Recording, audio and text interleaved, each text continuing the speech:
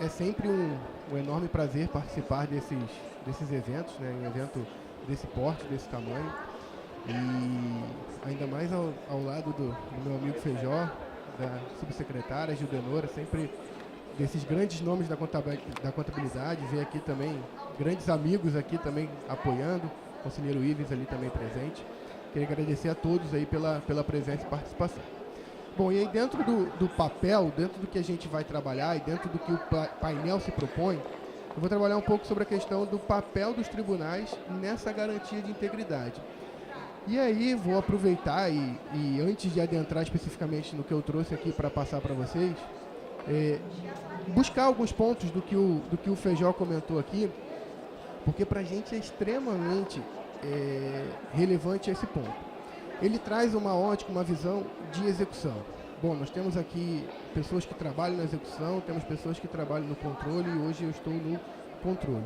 Mas também já passei pela execução, já trabalhei na União e trabalhei com a conta limite de saque, com vinculação de pagamento, porque eu era um órgão do judiciário, eu estava dentro do judiciário, era uma UG dentro do Superior Tribunal Militar, e lá a gente trabalhava com essa lógica de limite de saque.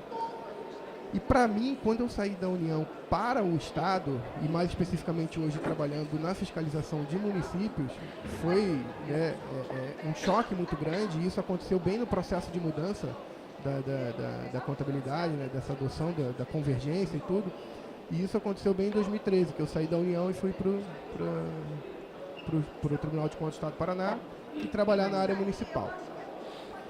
E aí, hoje, 5 anos depois desse início e 10 anos depois do início do processo de convergência, lá com a portaria 184 de 2008, a portaria do Ministério da Fazenda, a gente vê que a gente não consegue ainda garantir, como Tribunal de Contas, trabalhos efetivos, trabalhos que garantam que o saldo que está no balanço patrimonial bata com a contabilidade.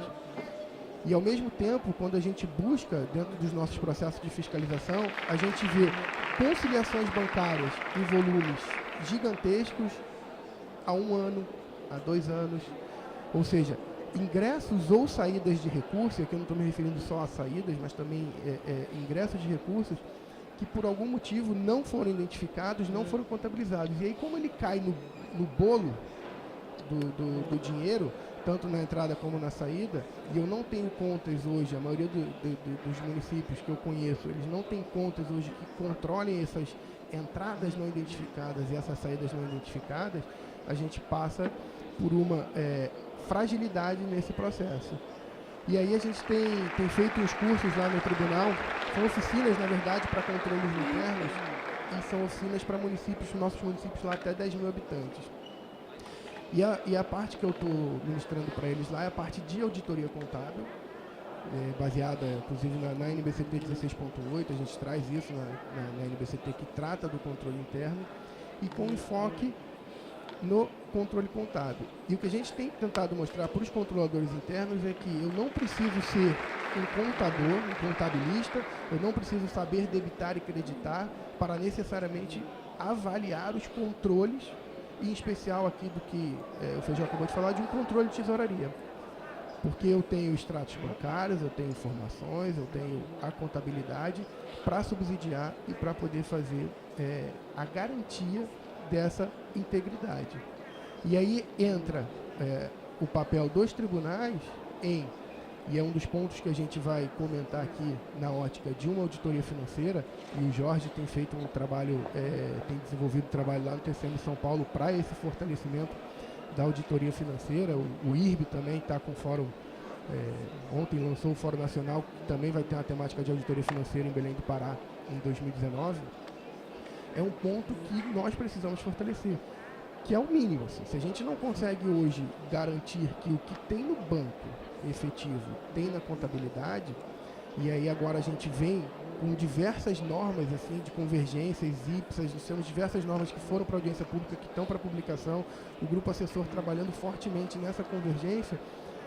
Como que a gente vai conseguir fortalecer a implantação desses procedimentos se a gente não consegue garantir esse básico? E aí, dentro dessa ótica, o que a gente traz aqui, e aqui é só para a gente ter uma ideia, o Gened vai falar desses desafios de implantação, dentro dos tribunais o que a gente percebe, e isso vem num processo, claro, que o Tesouro Capitania na ótica dos procedimentos contábeis e fiscais, e agora o IRB está fortalecendo e vem fortalecendo isso, que é harmonização de conceitos e procedimentos. Falta para a gente, de fato, conceituar e criar métodos de trabalho. Ontem, e o Nelson trabalha lá com a gente, lá no Tribunal de Contas, e hoje está no IRB, montado no IRB, a gente tem conversado bastante, tem discutido bastante, que é justamente o trabalho que a gente vem desenvolvendo, que são poucos os tribunais que a gente tem conhecimento, que a gente conversa, que executam a auditoria de fato. Hoje a gente faz fiscalização, a gente vai a campo, a gente faz um monte de apontamentos, não observa o mínimo, né, dentro do que tem aqui no nível 1 das NBASPs, que ela decorre das normas da Intelsai, do nível 1 e 2 se transformou no nível 1, a gente não consegue observar o mínimo. A gente não consegue ainda estabelecer os procedimentos passo a passo, estabelecer um objetivo da auditoria, estabelecer os elementos, estabelecer como que a gente vai, para a gente, lá no final, quando a gente elaborar o relatório, a gente conseguir garantir um processo de responsabilização forte. E aí vem dentro disso que o Feijó colocou, tá, e o que a gente pode fazer para garantir? A gente viu aqui numa ótica de sistemas, numa ótica de tesouraria, eu preciso ter claramente identificado dentro dos sistemas, dentro das rotinas, dentro dos procedimentos que os municípios se utilizam, que os municípios e o Estado, eles adotam nas suas rotinas, quem é responsável por cada passo? Quem é o meu tesoureiro? Qual é o CPF que dá a ordem bancária? Qual é o CPF que gera? Senão a gente vai ter situações, que nem eu já tive a oportunidade de ver, municípios que não têm nenhuma conciliação bancária. Aí você para e pensa, bom, não ter nenhuma conciliação bancária de fato é algo que chama atenção. E aí quando você vai buscar a fundo, o que acontece? Simplesmente declaram o extrato igual que está na contabilidade. Então vem lá o responsável por fazer essa declaração e fala, meu extrato é igual que está na contabilidade. Automaticamente eu não tenho conciliação. Mas eu não tenho conciliação não é porque eu não tenho ingressos ou saídas não identificadas, ou não registradas, ou não evidenciadas. Mas simplesmente porque eu faço uma declaração falsa do meu extrato bancário dizendo que aquilo bate com a contabilidade. E dentro de um trabalho de auditoria e dentro de uma avaliação de uma conta caixa e equivalente de caixa, por exemplo, um dos procedimentos e uma das evidências e um dos documentos que vão suportar é o extrato. E aí você vem, inclusive até uma notícia que o Jorge coloca na apresentação que ele trata lá de auditoria financeira, em que houve uma falsificação de extrato. Então você só ter o extrato às vezes também não vai ser suficiente, porque dependendo de como o esquema acontece, ou o procedimento acontece para o desvio, eu preciso de fato circularizar com o banco, eu preciso chegar junto à instituição. E aí a gente precisa fortalecer isso na ótica de controle, esses procedimentos, inclusive, eventualmente convênios, acordos, cooperação com o próprio Banco Central, porque a gente, e eu trabalho hoje muito com atendimento lá no Estado, da área dos municípios, e a gente percebe que, por vezes, o município descobre a existência de conta bancária que ele não sabia que tinha. E aí entra nessa problemática que o Feijó já colocou a respeito da inúmeras criações de contas e mais contas bancárias. E isso, em muitas contabilidades, e acho que lá em Niterói também acontece dessa forma, você começa a abrir contas contábeis para controlar cada conta bancária. Gente, aí é muito difícil de você conseguir garantir um controle efetivo, contabilidade e tesouraria, se para cada conta bancária que eu abro, eu tenho que abrir uma conta contábil específica para controlar aquele recurso. Senão, daqui a pouco eu estou abrindo uma conta contábil para cada fornecedor, uma conta contábil. E aí vem a lógica dos sistemas. A lógica de garantirmos que os sistemas tenham como meta, para aqueles que não trabalham ainda, um controle por conta corrente. trabalhar com detalhamentos e toda essa mudança estrutural que o plano de contas vem, implementou e tudo, ele vem justamente para fortalecer a criação das informações complementares. E hoje a gente tem na matriz dos saldos contábeis exigências que dependem disso. Então, se eu não tenho esse controle, até para eu mapear e mandar essa informação para o Tesouro, para o processo de consolidação, começa a se tornar muito mais dificultoso. Com isso, o risco da informação não ter a integridade devida e a fidedignidade começa a aumentar. E quando a gente fala em aumento de risco, a gente fala, na nossa ótica de controle, no aumento da amostra que a gente vai utilizar no processo de auditoria. Então, começar a adotar procedimentos, entender hoje quais são os papéis dos tribunais, os princípios que norteiam cada um dessas que está previsto no NBASP, já é um ponto que nós precisamos começar a desenvolver para criar métodos. Para aí sim a gente chegar nessas normas de nível 2 e começar a trabalhar dentro das auditorias específicas. E aí, hoje aqui, como a gente está falando de integridade de informação, de dados contábeis para o processo de consolidação, inclusive, a gente vai falar um pouquinho mais nos aspectos da auditoria financeira, que vai ter como pressuposto, que vai ter como objetivo garantir o quê? Integridade e fidedignidade das demonstrações contábeis. Atestarmos por meio de relatórios, por meio de um parecer do próprio auditor, e que isso vai ser julgado pelo órgão colegiado, atestar como é que estão aquelas demonstrações. Qual foi a avaliação que eu fiz das minhas contas de caixa equivalente de caixa, ou mesmo quais foram os critérios que eu utilizei, ou ainda procedimentos que eu adotei ao longo do meu processo de fiscalização e que de alguma forma reflitam nas demonstrações contábeis. E aí, dentro dessas NBASP, de nível 2, você vai ter depois as de nível 3, que é a parte mais densa, que funciona como um grande manual. E aí você vai ter diversos, e é um desafio que o IRB vai enfrentar, um desafio que eles estão dispostos a enfrentar, que é trabalhar também no processo de tradução e convergência das NBASP no nível 3. Que aí aqui a gente tem a base, tem toda a estrutura dentro do nível 1 e nível 2, papel dos tribunais e os princípios fundamentais da auditoria do setor público. E o nível 3, ele vem como um grande manual. E isso ontem a gente debateu lá no Fórum Nacional de Auditoria, que foi lançado e apresentado pelo Nelson lá do tribunal, lá do IRB. Tá? E aí, dentro dessas NBASP, eu queria destacar 2 pontos específicos. Bom, dentro da NBASP 12, eu vou ter o seguinte apontamento, a seguinte reflexão que se faz ali dentro. Os tribunais de contas devem assegurar que suas auditorias sejam realizadas em conformidade com as NBASP, com as normas da INTOSAI e demais normas técnicas e profissionais. Bom, então quando a gente opta por fazer auditoria, a gente começa a ter que ver dentro do aspecto da conformidade e dentro do aspecto do controle da qualidade do nosso trabalho, o estabelecimento de um processo. E esse processo ele se inicia com a adoção das próprias NBASP. E aí eu trago dentro dessa ótica a questão do trabalho de asseguração, o trabalho que o auditor deve desenvolver, o trabalho que nós temos que ter como meta, e isso vem na norma da NBCT, que trata das técnicas de auditoria, da estrutura conceitual, que ele fala sobre o trabalho de asseguração, que é o trabalho no qual o auditor independente visa obter evidências apropriadas e suficientes para expressar sua conclusão. E aí aqui eu trago, quem pôde participar ontem lá da palestra do Nelson, que ele coloca justamente esse termo. A gente precisa garantir as evidências apropriadas e suficientes, para que a gente consiga também fazer responsabilização.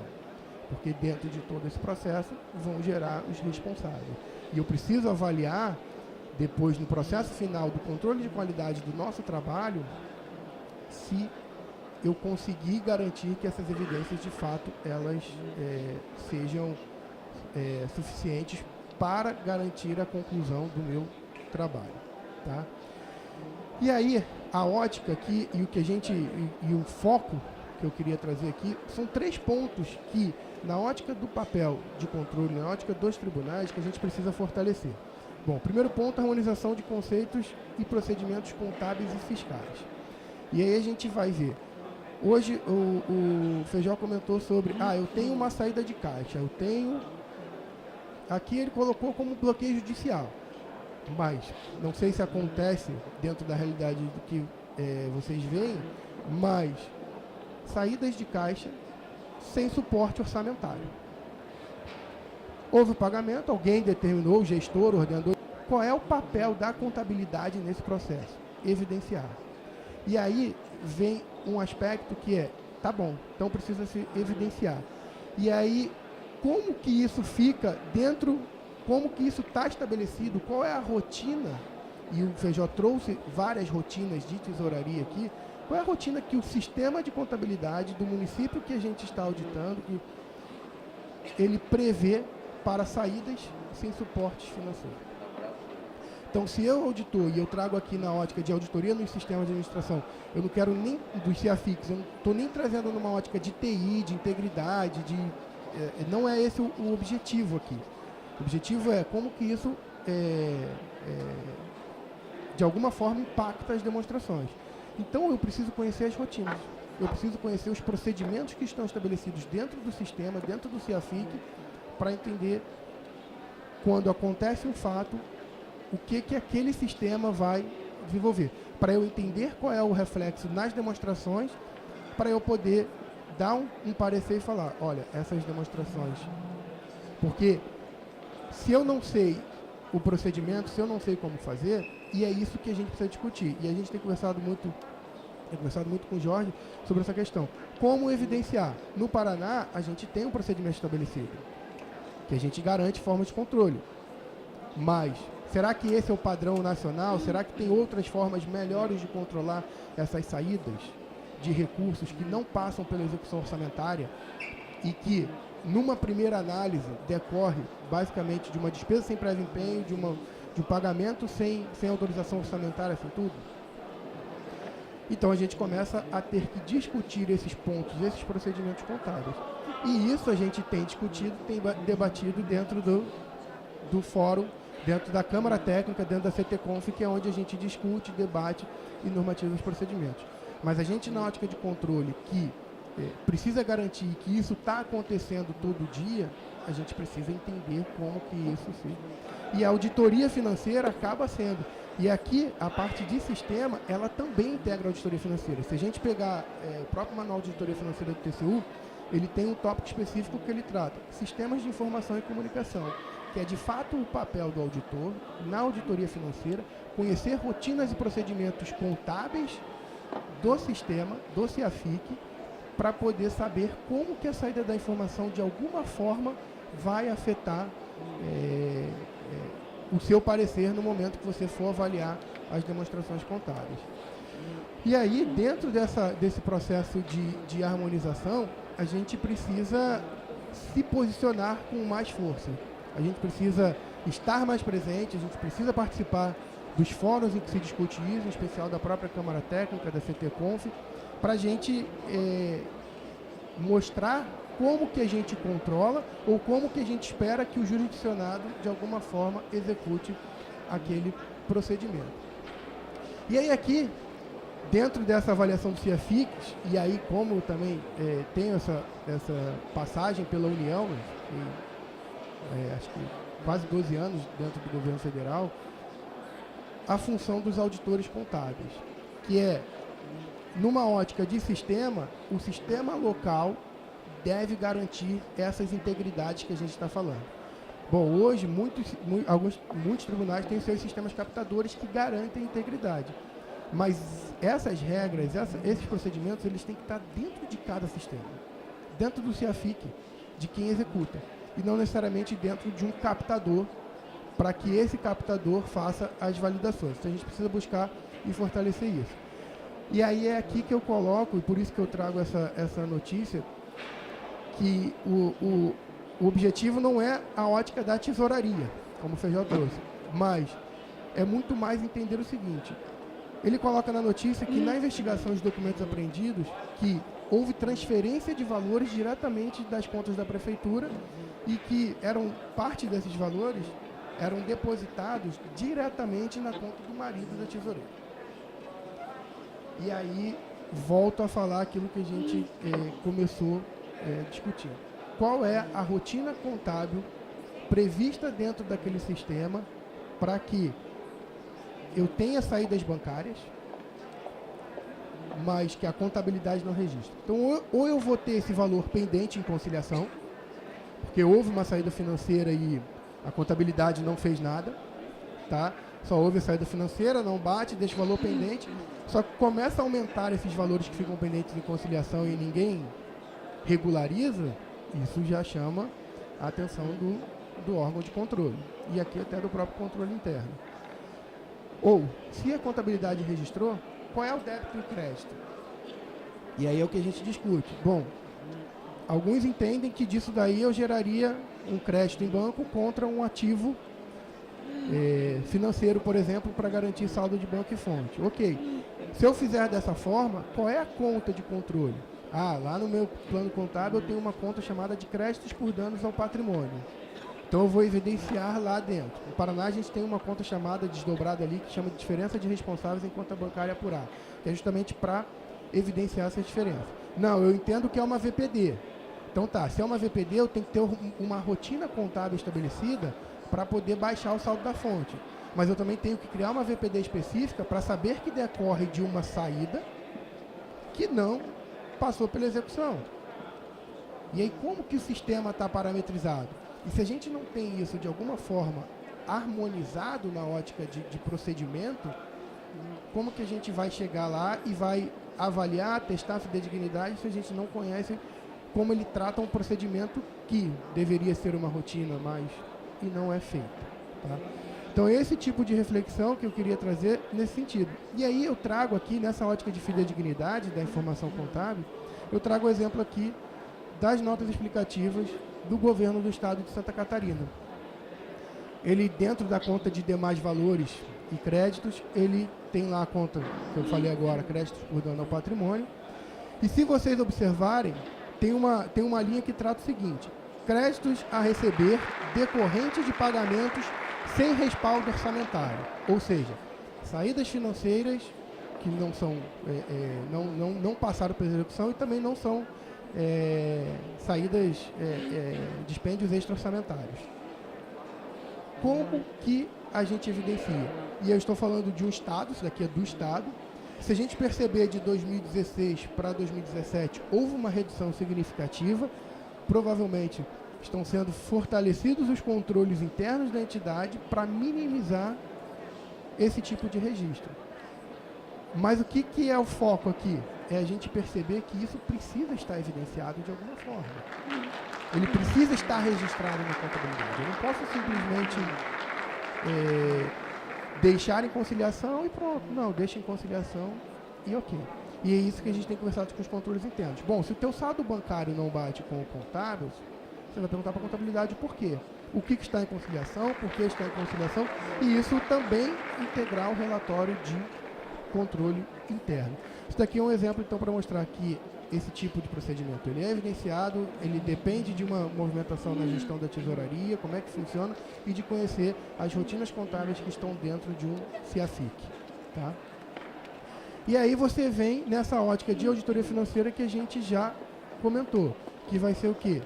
Aumentar o grau de confiança das demonstrações contábeis. Então é isso que a gente precisa buscar, é isso que a gente precisa.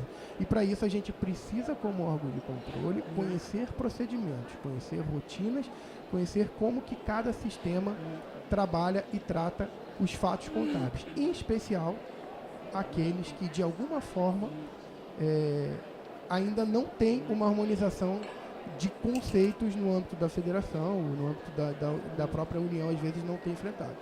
Porque eu costumo brincar que quando eu estava na União, lá parece que é o mundo ideal. Assim, o CIAF é uma coisa sensacional, o fluxo orçamentário acontecia tudo muito certinho, tudo ok. Quando eu fui para o município, você começa a se deparar com situações que onde a vida está acontecendo, você fala, meu Deus, mas a contabilidade precisa registrar, calma. E aí a gente começa a pensar nos procedimentos, nas rotinas, em como evidenciar. e como que isso afeta as demonstrações. Porque se eu não tenho execução orçamentária e eu tenho saída de caixa, eu já afetei minha DFC. Bom, se minha DFC hoje ela é mapeada essencialmente pela execução orçamentária, eu preciso de alguma forma, então, identificar que essa saída não passou e afetar, senão minha DFC não vai bater com o saldo que está no meu balanço patrimonial.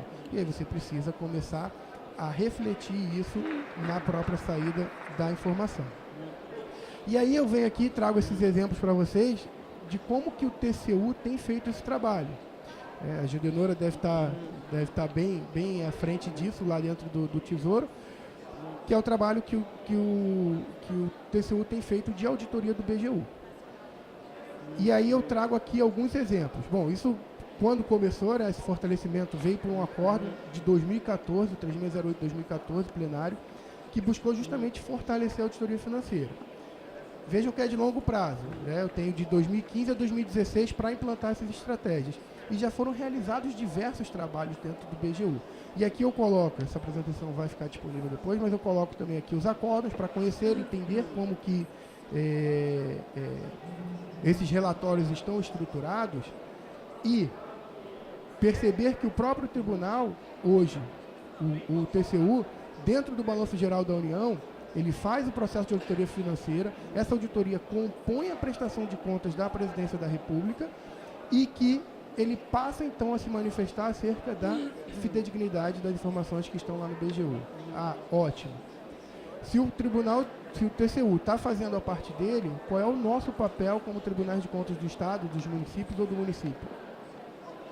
Agora, começar a fortalecer o processo de auditoria financeira para garantir essa integridade do que vai para a matriz de saldos contábeis, para que no processo de consolidação que o Tesouro vai fazer na elaboração do balanço do setor público nacional, do BSPN, eu também tenha integridade. Porque garantir a integridade do BGU é garantir só uma parte do BSPN.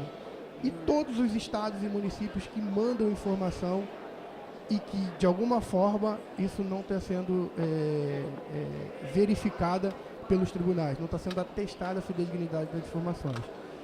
Então a gente precisa fazer esse trabalho conjunto, a gente precisa desenvolver isso, fortalecer isso no âmbito dos estados e municípios para garantir que os números do país que constam lá dentro do balanço do setor público nacional tenham a fidedignidade atestada dentro dos processos de fiscalização, dentro da auditoria que é feita pelos tribunais de contas de modo geral.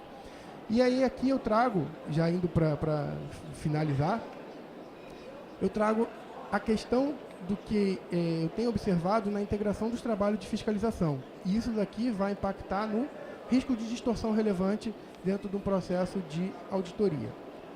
Eu trago dois pontos específicos aqui. Um deles é a questão da classificação indevida de despesas de capital. A gente tem observado em alguns trabalhos desenvolvidos que utiliza-se fontes de alienação de bens, por exemplo, e você força a realização de despesas de capital, quando na essência daquele gasto, aquilo é uma despesa corrente. Isso passa por um processo de avaliação, isso passa pelo Tribunal Pleno, e isso dentro do Tribunal Pleno, constata-se que de fato aquilo está errado. Só que ao mesmo tempo, essa classificação indevida, ela gera impacto nas demonstrações contábeis, gera impacto na regra de ouro, pode ser pelo não atingimento ou ainda sem atendimento, mas a proporção já fica distinta, e gera impacto na aplicação do artigo 44 da LRF. Só que às vezes esses processos estão dissociados no tribunal. Quem faz a fiscalização aqui, a informação não vai para quem está fazendo o relatório das contas. E aí você atesta o balanço patrimonial da entidade, sendo que você apontou diversos ativos que foram reconhecidos indevidamente como despesa de capital e que constam das demonstrações contábeis, quanto balanço patrimonial, balanço orçamentário distorcido. Da mesma forma, procedimentos para parcelamento e renegociação de dívidas. Esses parcelamentos, renegociações de dívidas, esses empenhos estão sendo cancelados? Se eles são cancelados, qual é a despesa, qual é o impacto que está tendo na despesa com o pessoal daquele ente? Bom, eles não são cancelados. Qual é o impacto que isso está tendo no demonstrativo de operações de crédito? Isso está sendo reconhecido, esses parcelamentos, renegociações de dívida? Então é importante que a gente passe a integrar os trabalhos. Os trabalhos são feitos, mas eles no final não se busca esse ateste da fidedignidade das demonstrações. E aí aqui eu trago justamente, dentro de um artigo, Desafio das Finanças Públicas, que o presidente aqui do TCE do Ceará, conselheiro Edilberto, colocou, em que a gente vai precisar buscar, de fato, o equilíbrio entre a flexibilidade e a rigidez dos controles. Porque flexível demais, você também pode afrouxar os controles e gerar desequilíbrio.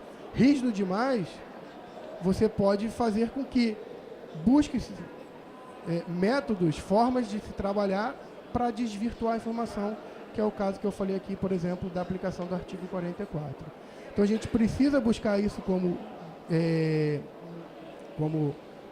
órgão de controle, como papel dos tribunais, e isso, de alguma forma, ele está dentro do acordo de cooperação técnica, e eu trago aqui somente 2 pontos desse acordo, que é justamente garantir, viabilizar por meio de parceria, capacitação do corpo técnico dos tribunais de contas em auditoria financeira, então justamente isso que a gente está falando da auditoria financeira, e também a questão dos CIAFIX.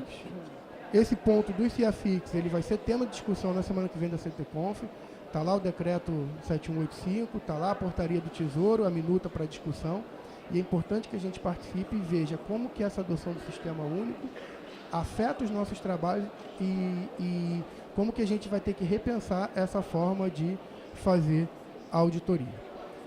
Bom, gente, era isso que meu tempo já estourou, era isso que eu queria trazer para vocês, dizer que é um enorme prazer e a gente se coloca à disposição lá no Tribunal de Contas do Estado do Paraná para discutir, para debater, para a gente fortalecer e desenvolver esses trabalhos para que a gente consiga, de fato, garantir que no processo de consolidação, que não envie de matriz de saldos, a gente tenha informações contábeis fidedignas, representando de fato o balanço do setor público, a realidade do nosso país. Obrigado, gente. Até.